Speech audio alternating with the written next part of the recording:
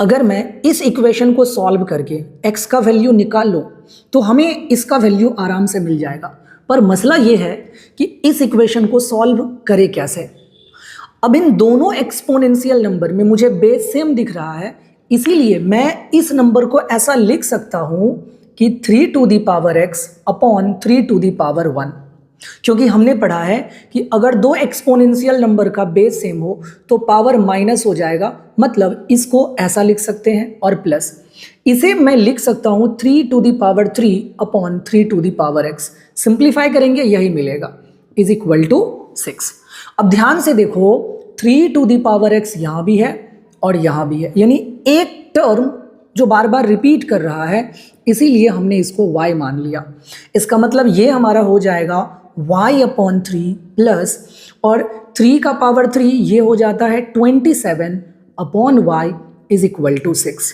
अब एक सिंपल सा इक्वेशन जिसे आराम से सॉल्व किया जा सकता है, अगर मैं 3 और y का एलसीएम ले लूँ तो ये हमारा बन जाएगा 3y, फिर यहाँ पे बन जाएगा हमारा y स्क्वायर प्लस और 27 इंटू 3 81 इज इक्वल टू 6।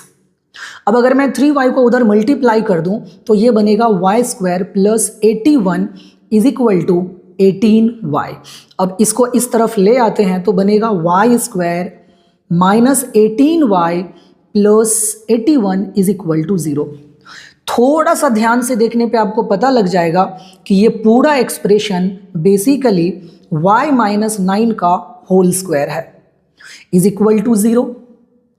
अब ऐसा कौन सा नंबर है जिसका स्क्वायर 0 होता है, तो 0 ही वो नंबर है। इसका मतलब ये हुआ कि y माइनस 9 का वैल्यू 0 हो जाएगा, तो y का वैल्यू निकल के आ गया 9।